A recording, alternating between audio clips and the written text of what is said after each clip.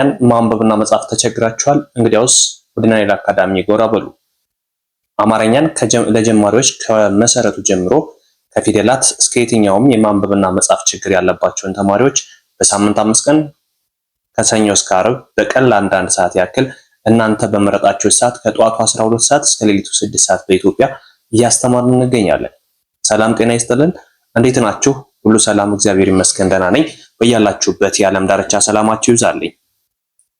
ለዚህ ቻናል አዲስ ከሆናችሁ ሰብስክራይብ በማድረግ ጀምሩ። ነባር ቤተሰቦቻችን ደግሞ ከመቼውም ጊዜ በላይ ላይክ እና ሼር እንዲሁም ደግሞ ሪፖስት አድርጋችሁ ለሌሎች አማርኛና እንግሊዝኛ ሂሳብንም ጨምሮ ማንበብና መጻፍ ለሚቸገሩ ይህ መልእክት ይደርሳቸው ዘንድ የእናንተ ትብብር ያስፈልገናል። ስለዚህ ዛሬ የምናያቸው ደግሞ አስተማሪ ጥቅሶች ወይም አጫጭር አረፍተ ነገሮችን እንዴት ማንበብ እንችላለን። በተለይ ማንበብ እየቻላችሁ መጻፍ የምትቸገሩ በደንብ በትኩረት ተመልከቱ።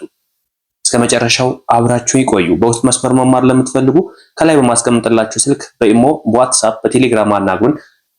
በሳምንት 5 ቀን ከሰኞ እስከ ዓርብ እናስተምራችኋለን። አሁን ቀጥታ ወደ ትምህርቱ ስንሄድ መጀመሪያ አረፍተ ነገር ማለት ምን ማለት ነው? ወይም ረዣዥም ምንባብ ማለት ምን ማለት ነው? አረፍተ ነገር ማለት በተለያዩ ቃላቶች የተዋቀረ ሙሉ መልእክት ማስተላለፍ የሚችል ወይም ሙሉ ትርጉም ያለው የተቋጨ ሐሳብ ማለት ነው። ስለዚህ እዚህ ጋር እንደምታዩቸው ለአራት ያክል የተለያዩ አረፍተ ነገሮች አሉ። ነገር ግን ስናያቸው እንዲሁ ለማንበብና ለመጻፍ የሚያስችሉ ብቻ ሳይሆኑ በውስጣቸው ብዙ መልእክትን የሚያስተላልፉ አስተማሪ ጥቅሶች ናቸው። ስለዚህ ረጋ ብላችሁ እስከ መጨረሻው ማንበብ የምትችሉ በማንበብ ማንበብ የማትችሉ ደግሞ በማዳመጥ እስከ መጨረሻው ተከታተሉኝ ዘንድ ከወዲሁ ልጋብዛችሁ እወዳለሁ። ስለዚህ በሰዎች አንድ ቃል ሲነበብ መጀመሪያ በፊደል ደረጃ መነበብ አለበት። ከዛ ደግሞ አንብበን ለመረዳት የቃሉን ጣዕም ለማወቅ በቃል ደረጃ እናነበዋለን። ስለዚህ በሰዎች የሚለው በሰዎች ብለን እናነበዋለን። ልብ ልብ፣ ውስጥ ውስጥ፣ የምትተክለው የምትተክለው፣ የደግነት የደግነት ዘር የደግነት ዘር፣ በክፉ በክፉ፣ ቀን ቀን፣ ጥላ ጥላ፣ ሆኖ ሆኖ፣ ይጠብቅሃል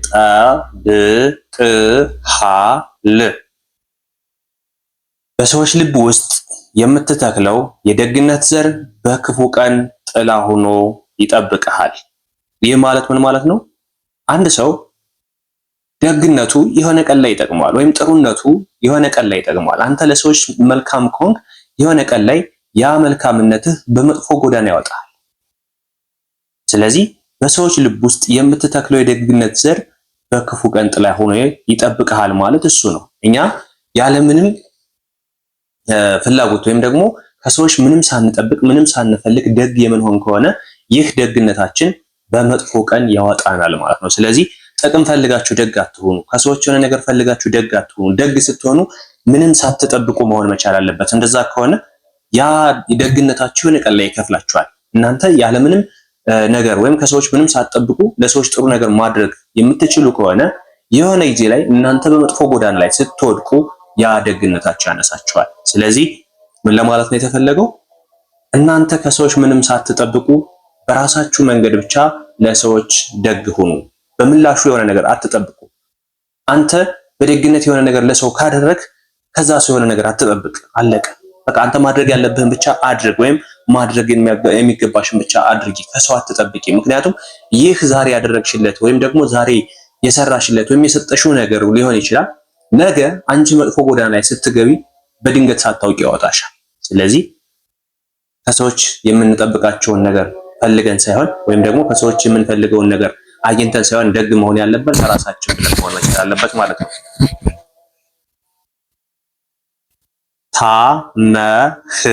ታመህ እሁድ በእረፍት ቀን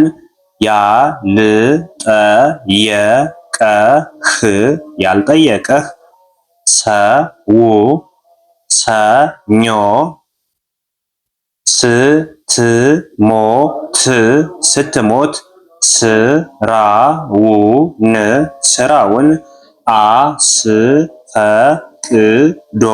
አስፈቅዶ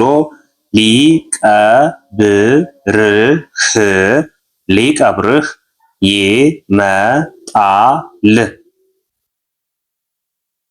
ታመህ እሁድ በረፍት ቀን ያልጠየቀ ሰው ሰኞ ስትሞት ስራውን አስፈቅዶ ሊቀብርህ ይመጣል። ምን ገባችሁ? ምን ተረዳችሁ? ታመህ እሁድ በረፍት ቀኑ ያልጠየቀ ሰው ሰኞ ስትሞት ስራውን አስፈቅዶ ሊቀብርህ ይመጣል።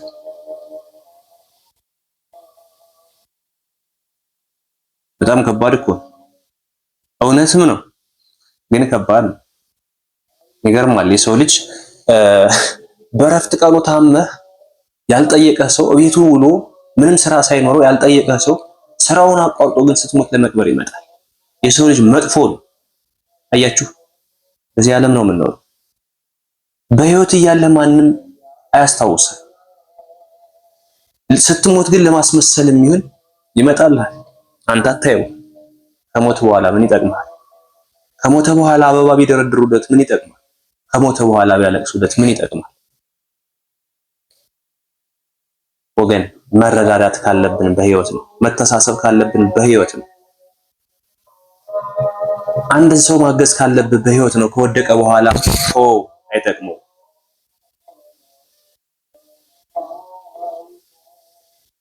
እሱ ከሞተ በኋላ አለቀስ ካላለቀስ ለቅሶ ሄድ ካልሄድ ምን ይጠቅመዋል? እሱ ሄደ እኮ አንዴ አመለጠ እኮ። ግን ደግሞ ይህን ባህሪያችን እንዴት እንቀይረው? ይህን ባህሪያችን እንዴት መቀየር አለብን? ሰውን ማስታወስ ያለብን በህይወት እያለ ነው ጎበዝ። ሰውን ማስታወስ ወይም መርዳት ያለብን ተቸግሮ እያለ ነው። ከሞተ በኋላ ምንም እኮ ሞተ፣ አለፈ፣ ታሪክ ሆነ። ምን ይሰራለታል እሱ? እና አብዛኛው ሰው የሚያደርገው ነገር ግን ሊቀረፍ ያልቻለ ነገር፣ የብዙዎቻችን ችግር የሆነው ነገር ይሄ ታሞ እኮ በስራ ቀን የሚገርማችሁ እሁድ ቀን አብዛኛው ሰው ረፍት ማለት በዛ ረፍት ቀን መጠየቅ ያልቻለ ሰው ሰኞ ግን ስራውን አስፈቅዶ ይመጣል። ያው የቁርጥ ቀን ነው ይባላል። ሳይቆረጥ ቢቀር ይሻል ነበር። ብዙ ጊዜ በፍቅርና በጦርነት የሚጎዱት ንጹሃን ናቸው። ብዙ ጊዜ በፍቅርና በጦርነት የሚጎዱት ንጹሃን ናቸው። አይታችሁ ከሆነ በፍቅርም በሉት በጦርነቱም በሉት አብዛኛው እያለቀ ያለ ንጹሃን ማህበረሰብ ማለት ነው። በጦርነት አይታችሁ ከሆነ በትልልቅ መሳሪያ ምን በተለያዩ ነገሮች ንጹሃኖች ሲያልቁ ታያላችሁ። ሲሞቱ፣ ሲሰቃዩ ብዙ ነገር ታያላችሁ አይደል? ያማ እንግዲህ ጦር ላይ ያለውማ አንዴ አላማዬ ብሎ ገብቶታል። ለመሞት ነው የገባውና ይታገላል። ቢሞትም ምንም አይደለም፣ ምክንያቱም አላማው መሞት ስለሆነ። ግን መኖር የሚፈልገው ማህበረሰብ ሲፈናቀል፣ ሲሰቃይ፣ ሲራብ፣ ሲሞት ታያላችሁ አይደል? በፍቅር ውስጥም የሚጎዳው ሁለቱም አፍቃሪንም ብለው የሚቀራረቡ ጓደኛሞች አስመሳዩ አይጎዳም። የሚጎዳ የትኛው ነው? ትክክለኛ ማንነት ያለው ንጹህ ማንነት ያለው ሰው ነው የሚጎዳ። በንጹህ ልቡ ያፈቀረ ሰው ነው የሚጎዳው። ያ በማስመሰል አፍቅሬሻለሁ ወይም አፍቅሬሃለሁ እያለች ስትቀርበው የነበረውማ እኮ ነገ ቢሄድም ደንታው አይደለም ወይም ደንታው አይደለም። ምንም የሚጎዳው ነገር የሚቀርበት ነገር አይኖርም ወይም የሚቀርባት ነገር አይኖርም። መጀመሪያም ስትጀምረው በማስመሰል ነው የገባችሁ ወይም ሲጀምረው በማስመሰል ነው የገባው። ስለዚህ ምንም ሊጎዳ አይችልም። ንጹህ ልብ ያለው ግን ነገ አብሬው እኖራለሁ አብሬያት እኖራለሁ ብሎ የሚተሳሰቡት ግን ተጎጆች እነሱ ናቸው። ያ ሰው ከጎናቸው ሲነጠል ይጎዳሉ አይደለ?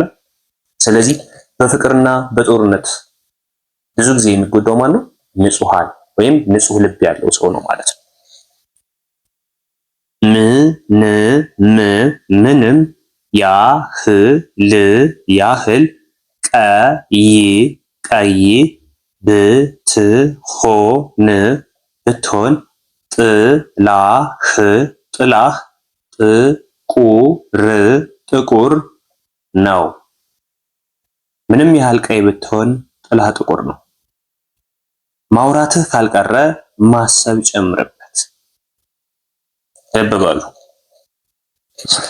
የሰው ጥላ እንደ መልኩ አይሆንም አይደል?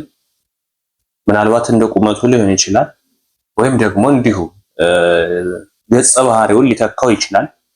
መልኩን ማምጣት አይችልም አይደል? ቀይም ሆን ጥቁርም ሆን ነጭም ሆን ጥላህ ግን ጥቁር ነው። አየህ? ስለዚህ ማውራትህ ካልቀረ ማሰብ ጨምርበት። ማውራትህ ካልቀረ ማሰብ ጨምርበት ማለት እሱ ነው። ምክንያቱም መልካችን ምንም የተለያየ ቢሆንም ጥላችን አንድ ከሆነ፣ ስለዚህ እኛም መናገር ስንፈልግ ማውራታችን እስካልቀረ ድረስ ምን ማድረግ አለብን? ማሰብ መጨመር አለበት። ያ ነገር ሳወራው ለሰዎች ይጠቅማል ወይስ ከሰዎች ላይ ጉዳት ያደርሳል ወይስ አያደርስም? ከሰዎች ላይ ተጽዕኖ አለው? የማወራው ነገር ይጠቅማል ወይስ አይጠቅምም? ይጎዳል፣ እነሱን ይጎዳል ወይስ ሊያበረታታ ይችላል የሚለውን ነገር መጀመሪያ ማጤን መቻል አለብን። ለምንናገራቸው ነገሮች ቀድመን ካላሰብን ከተናገርን በኋላ ማሰብ ትርፉ ድካም። ምንድነው የሚባለው? ሀገር የምትጎዳው አስበው መናገር ሲገባቸው ተናግረው በሚያስቡ ሰዎች ነው ይባላል። አያችሁ? ሀገር ማለት ህዝብ ነው፣ ህዝብ ማለት ሀገር ነው። ስለዚህ ህዝብ የሚጎዳው ተናግረን ማሰብ ሳይሆን አስበን መናገር ሲገባን ተናግረን በምናስበው ነገር ህዝብን፣ ሀገርን እንጎዳለን። ስለዚህ እዚህ ጋር ምንድነው የሚለው? ማውራትህ ካልቀረ ማሰብን ጨምርበት፣ ወይም ደግሞ ማውራት ስትፈልግ ቀድመህ አስብ ነው። እያንዳንዱን የምናወራው ነገር ለሰው ምን ያህል ይጠቅማል፣ ከሰው ላይ ተጽዕኖ ሊያመጣ ይችላል፣ ሊጎዳ ይችላል የሚለውን ነገር መጀመሪያ አጢነን ማውራት መቻል አለብን። ያለበለዚያ ግን ምንድነው የሚሆነው? ጥፋት ነው። እኛ ጥሩ ነገር ብለን ያሰብነው ነገር ጥፋት ሆኖ ይመጣብናል። ለዚህ ማስተዋል ይጠይቃል። ያ ማለት ምንም ያህል ቀይ ብንሆን፣ ምንም ያህል ተናጋሪ ብንሆን ምን ሆነ? ትርፉ ድካም ሆነ። ምንም ያህል ተናጋሪ ብንሆን ውጤት ከሌለው ትርፋችን ድካም ነው። ስለዚህ ልክ እንደዚህ ሁሉ ምንም ያህል ቀይ ብትሆን ጥላህ ጥቁር ነው። ጥላህ ምንድነው? ጥቁር ነው አይደል? ስለዚህ እንደዛ አይነት ነገር እንዳይገጥመን ቅድሚያ ማሰብና ማስተዋል ይጠበቅብናል። ቤተሰቦቼ ዛሬ ያየናቸው አስተማሪ ጥቅሶች የሚባሉትንና እንዴትም አድርገን አረፍተ ነገር ማንበብ እንደምንችል አብረን አይተናል። በዚህ ጥቅስ ብዙ ተምራችሁበታል ብዬ አስባለሁ። እናንተም ተምራችሁበት ከሆነና ድጋሜም እንደዚህ አይነት ነገር እንዲሰራላችሁ የምትፈልጉ ካላችሁ ኮመንት ላይ እናመሰግናለን የሚል ኮመንት ፈልጋለሁ። እንዲሁም ደግሞ ጥያቄ አስተያየት ካላችሁ ኮመንት ላይ አሳውቁኝ። በውስጥ መስመር መማር የምትፈልጉ ካላችሁ ደግሞ ከታች በማስቀምጥላችሁ ስልክ በኢሞ፣ በዋትስአፕ፣ በቴሌግራም አናግሩኝ። በሳምንት 5 ቀን ከሰኞ እስከ ዓርብ አማርኛን ከመጀመሪያው ጀምሮ ከፊደላት ጀምሮ ማንበብና መጻፍ ለሚቸገሩ በውስጥ መስመር እያስተማርነ ስለምንገኝ እናንተም መማር የምትፈልጉ ከሆነ አናግሩን። በአጭር ጊዜ አቀላጥፋችሁ ማንበብና መጻፍ እንድትችሉ እናደርጋችኋለን። አማርኛ፣ እንግሊዝኛ፣ ሂሳብንም ይጨምራል። ስለዚህ አብዛኛው ሰው ማንበብና መጻፍ ባለመቻሉ መጽሐፍ ቅዱስ ማንበብ ተስኖታል፣ ጸሎት ማድረግ ተስኖታል፣ ቁርአን መቅራት ተስኖታል፣ ሌሎችንም ማከናወን ከብዶታል። ስለዚህ እሱን ደግሞ በአጭር መንገድ በአጭር ጊዜ ለመቅረፍ የምትፈልጉ ከሆነ እኛን አናግሩን። በአጭር ጊዜ ማንበብና መጻፍ ትችላላችሁ። በናይል አካዳሚ ሁሉም ወደፊት